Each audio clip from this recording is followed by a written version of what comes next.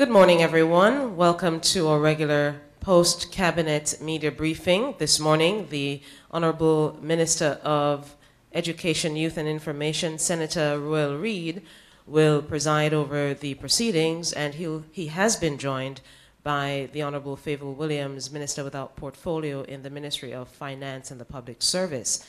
So before we get to the details of Minister Williams, though, as usual, Minister Reid will begin with the cabinet notes and briefings, followed by Minister Williams, who will also brief you. Minister Reid. Thank you very much, Press Secretary. Good morning to everybody. Good to see you again after the summer break. Hope you all got some rest and you're gearing up for some exciting days ahead. Let me give you our report on cabinet activities since the last time we met. First of all, I'd like to report on the fact that there was the purchase of land for Crossroad Tax Office, the TAJ. Cabinet has given approval for the purchase of land at a cost of $229 million, located on the grounds of the Nuttall Memorial Hospital, for the construction of a building to house the Crossroad Tax Office and other TAJ offices. Further to prior decisions of April 23, 2018, on the acquisition of leasehold interest in the unexpired 35-year lease agreement between the Commissioner of Lands and Morgan's Harbour Limited, Cabinet has agreed to the acquisition of 9 acres of land rather than the original 14 acres.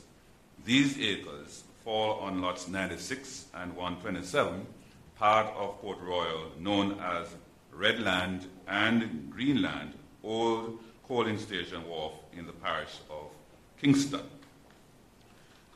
This has been done for the development of Port Royal by the Port Authority of Jamaica and the Urban Development Corporation. This will be undertaken by the National Land Agency, utilizing the provisions of the Land Acquisition Act, and community consultations have been ongoing in respect of this proposed development. Hosting of First Caribbean International Bamboo Symposium. Cabinet also gave approval for the hosting of the First Caribbean International Bamboo Symposium at the Jamaica Conference Center, November 27th to 28th, 2018.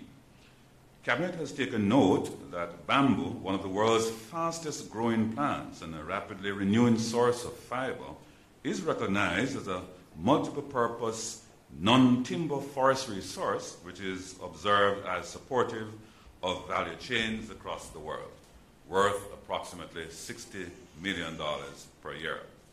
Jamaica and Suriname are members of the International Network for Bamboo and Rattan, INBAR, an intergovernmental organization dedicated to promoting the benefits to users and producers of bamboo and rattan within the context of a sustainable resource base. This was noted as key determinants in the region being selected to host the international symposium.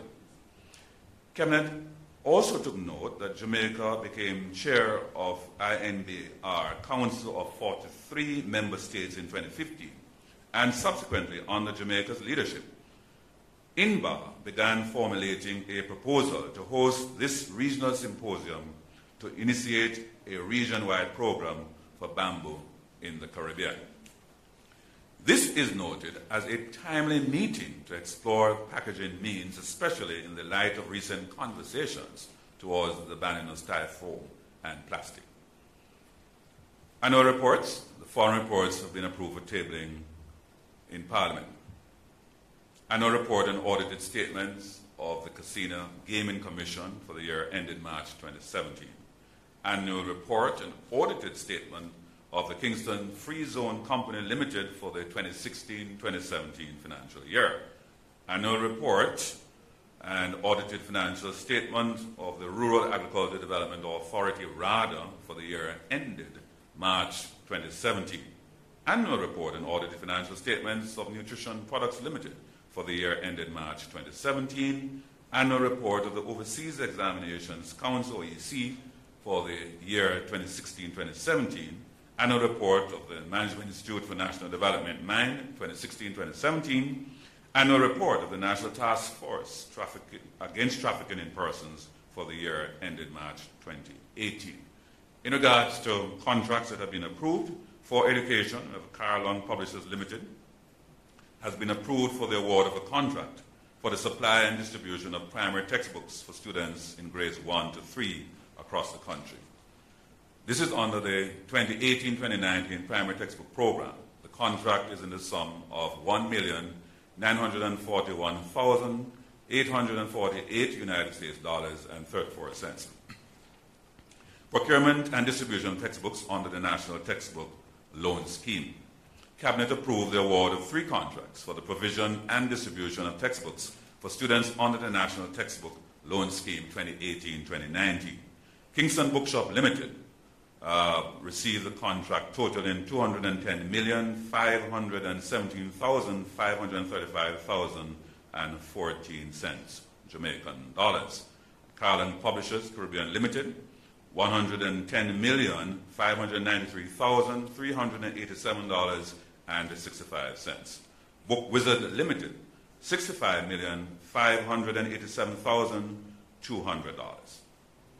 In regards to Bank of Jamaica, in respect of the supply and installation of 2 banknote processing system, BPS 3000 banknote processing machines and bundle packing systems to the Bank of Jamaica, the Cabinet has approved the award of a contract to G&D Mexico in the sum of €1,791,667. In regards to Bellevue Hospital, Cabinet also approved the award of a contract to Modern Investigation and Security Limited in the sum of $126,918,828 for the provision of private security services over a period of 3 years at the Bellevue Hospital. NSWMA compactor trucks. Kingston Industrial Garage, KIG, has been approved for a contract in the amount of $1,749,264 United States dollars for the purchase of 12 garbage compactors for the National Solid Waste Management Authority. National Water Commission. Cabinet has approved the award of a contract for the provision of consulting services for the implementation of a Financial Information Management System, FIM, by the National Water Commission to Fujitsu Caribbean Jamaica Limited. The contract is valued at $2,839,419 United States dollars and 17 cents. This contract will include provision of the following services: off-the-shelf FIM software, platform service to host the FIM application, and implementation and advisory services, support and maintenance of 4 years following implementation, and a data migration strategy. And finally, in regards to a presentation to Cabinet on measuring growth in the Jamaican economy, the Cabinet received a comprehensive report which has provided information on production, expenditure, and income approaches used to measure GDP, the factors contributing to growth rate of the GDP, activities included in the analysis, the sources of the data, and mechanism utilized. Given concerns raised in various fora regarding the accuracy of growth measurement systems employed, we'll now have an update from Minister Favour Williams from the Ministry of Finance and the Public Service.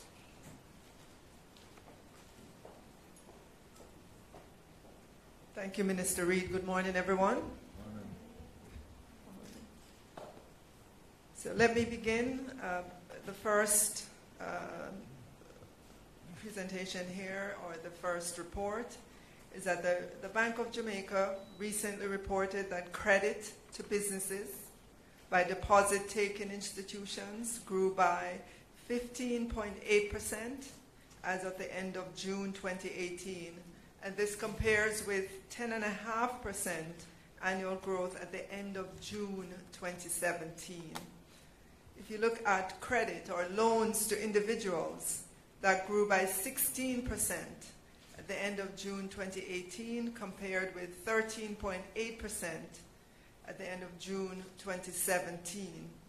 The Bank of Jamaica also reported that at June 2018, the weighted average lending rates on local currency loans from commercial banks continue to decline relative to March 2018 and relative to June 2018. And let me give you some figures. If you look at installment credit, at the end of June 2018, that was on average 11.89%. Compare this to June of last year, it was at 13.01%. Mortgage credit, 8.56%, relative to an 8.82% in June of last year. Personal credit, 23.17%, compared with 24.5% in June of last year. Commercial credit, 11.54%, relative to 12.36% June of last year. And if you look at, again, the weighted average loan interest rate to local government and other public entities, the end of June of this year, 9.09% versus 9.86% a year ago. Central government, 5.70 versus 8.88 a year ago, with an overall average, when you put all of that together, of 14.11% relative to 14.95% a year ago. And just to note that the Bank of Jamaica has been collecting this data on domestic currency weighted loan interest rates since 1996. Also like to advise that the Bank of Jamaica will be having a press conference at 10 a.m. this morning. And you will note that yesterday, the Bank of Jamaica announced that it is maintaining its signal rate or its policy rate, which is its overnight rate at 2%. As you know, changes in the bank's policy interest rate influences spending and saving decisions of businesses and households. The bank has been reducing its signal rate since July of last year, when it transitioned to using the interest rate on the overnight rate as a signal rate. In its press release, the bank said that this decision is in the context of a pickup in the expansion of credit, in the expansion of private sector credit. And those are some of the numbers I just read to you earlier on. The next policy rate decision date is scheduled for Tuesday, October 2nd, 2018. But I'm sure at the press conference this morning, you will hear much more than that. Just going now to the note from Minister regarding the measuring growth in GDP in Jamaica. As you heard, Cabinet received a comprehensive presentation from Statin that talked about how it measures growth. The Jamaican system of national accounts is based on the United Nations system of national accounts. It is a comprehensive accounting framework within which economic data can be presented on the operations of a nation's economy in much the same way as business accounts describe the operations of an enterprise. It is an integrated set of economic accounts, balance sheets, and other tables describing all the economic flows and stocks taking place within a country. It is based on a set of internationally agreed concepts, definitions, classifications, and accounting rules within which economic data can be presented. Just to give you a perspective, Statin has been doing what it's been doing since 1946, so a good 72 years now. So it has built up a lot of credibility over those years. It has been over those years in which it has been measuring the GDP. The presentation was to offer an overview to Cabinet on the entity's methodology and allow question and answers. And it was a very insightful presentation that was made to Cabinet. And I think that concludes the remarks that I have this morning. Thank you.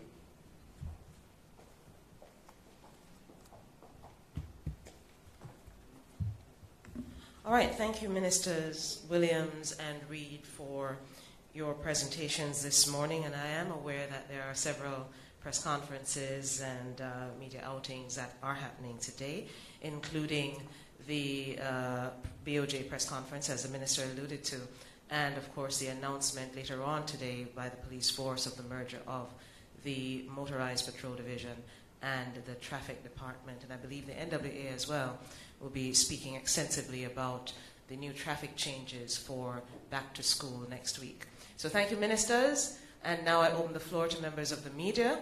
Welcome to those who have not been with us at Post Cabinet for a little while. I see Arthur Hall making a visit with us this morning. Thank you, Arthur. Andrea, of course, is here every now and again. And Balfour, thank you so much for being with us. So may I now open the floor to members of the media for questions of both ministers or any questions that we may be able to respond to for you. Chisholm at the back. Andrea, again, we're streaming, so if you could identify yourself, your media entity, and of course your question. No problem. Good morning, everyone. Andrea Chisholm from TVJ. At the Prime Minister's press briefing a few weeks ago, he indicated that he would give a commitment to investigating the cases that were overruled by the FLA board, that were overruled by the former National Security Minister, and Cabinet would be discussing the matter. So my question is, has Cabinet discussed the issue, and if so, what specific terms were agreed to? Minister, matters. Okay. Thank you, Andrea. Yes, the Prime Minister gave that undertaking. We have not yet received that report before Cabinet to make a decision. As soon as that process has been completed, we will be more than happy to give you the results of that decision.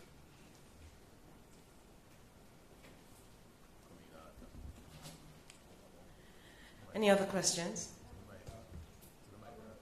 Mr. Hall, yes. Morning, Minister Arthur Hall from the Gleaner Company. Minister Williams, based on the submission from the statin, members of the administration have questioned the growth numbers. Is the Cabinet now in line that statin numbers are correct?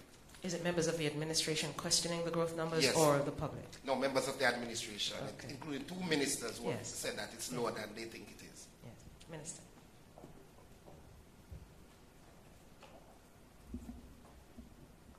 Well, let me say that the administration has never been in any doubt of the accuracy of the calculation by Stating. As I mentioned earlier on, Stating is an institution that has been around for more than 70 years. It has calculated GDP growth rate in good times and bad times.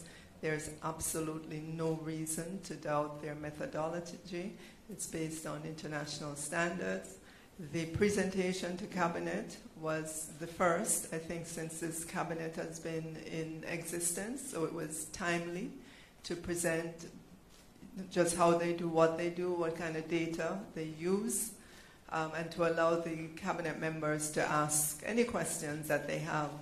Of course, we've all been noticing a flurry of activity in the economy, and so we have our notions of what, when I say we, I mean the general population has their notion of what the growth numbers should be. But at the end of the day, we have to depend on this institution for the measurement, and we have to accept what those numbers are. And I think there is absolutely no dispute about those numbers. Thank you for that response, Minister. Any other questions from members of the media? Ms. Chisholm once again. Yes. Yes, Minister, a number of boards have expired, and the chair of the Spectrum Management Authority, the chairman of the board of the Spectrum Management Authority also resigned. When will we be getting an update as to the appointment of the new boards, etc.? Because I know some of them were under review. Thank you, Andrea. Well, the Prime Minister has commented on that matter, especially in his recent quarterly briefing. Those finalization of the boards have not yet been complete, and so there has not been an announcement on that. Once it is done, though, certainly the members of the public would hear. And of course, Cabinet has to ratify that, so it has not yet been complete.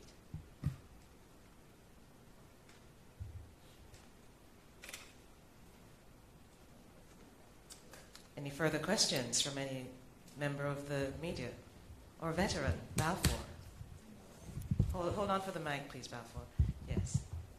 Balfour Henry, Observer. Yes. I guess the Cabinet must have considered the question and is prolonging in the public about the appointment of a new minister. I don't know what update you can give us on that. All right, let me have my colleague Robert Morgan speak to that. Of course, the Prime Minister has already spoken to that as well, too. Carry on. Mr. Henry, good morning, everyone. The Prime Minister has spoken on at least 3 occasions articulating the process. Hold on for me, please. You asked a question. Please allow me to answer. He has spoken at least 3 occasions outlining the process by which he will be naming a new minister. When Minister Wheatley resigned, the Prime Minister said he will start a process of reviewing the boards and the ministry as well, and the governance structures. He has done that. He spent about 2 weeks meeting with all the boards, right? At his post-cabinet press briefing, he says that at his quarterly press briefing, he further articulated to the public that he continues his review. He won't be keeping oversight of the Ministry of Technology for long. I think it's only fair, in light of everything that has happened and has been said, that the Prime Minister be allowed, as the person with the authority, to do his review, and as he has committed to, in short order, to name a new minister. You can give us an update that will last us. But the update was given like a week ago. He gave an update at post-cab. I mean, I cannot add or subtract from what the Prime Minister has said. He has not finished his work. Remember, the Prime Minister said that he has oversight of the ministry, right? And as soon as the review, the governance structures and all of these things and the policy direction has been given, he will make an announcement. The Prime Minister is the only person who can name a minister. And when he makes that decision, I'm sure you will be made aware. I'm not in cabinet, so I cannot tell you what was discussed in cabinet. What I can say to you is that the Prime Minister articulated his position at his quarterly, and that position stands firm. Thank you. Thank you. And the Prime Minister did say that it would be in short order, so I wouldn't get too anxious. Yes. Well, the update is the one the Prime Minister gave. Thank you, Balfour. Really appreciate it. Andrea, you had another? If nobody else, A third. Sorry. Minister, I know you're supposed to be doing your annual back-to-school message, but if you could, when will that be done, right? The back-to-school message. The airing of the back to school, with the back to school broadcast, will be Sunday. Okay. All right. Before I get to that, very quickly, we know that recently we hear outcry about the 14-year-old that was killed in Arden Gardens. Will the government be bolstering any initiatives or having any new partnerships or initiatives to guard against that, or incidents of such nature? Well, you will have heard the response from both Prime Minister as well as the Minister of National Security. I think we're taking all these issues in consideration in terms of fine-tuning our strategy to ensure that our children and all citizens in Jamaica are safe and protected.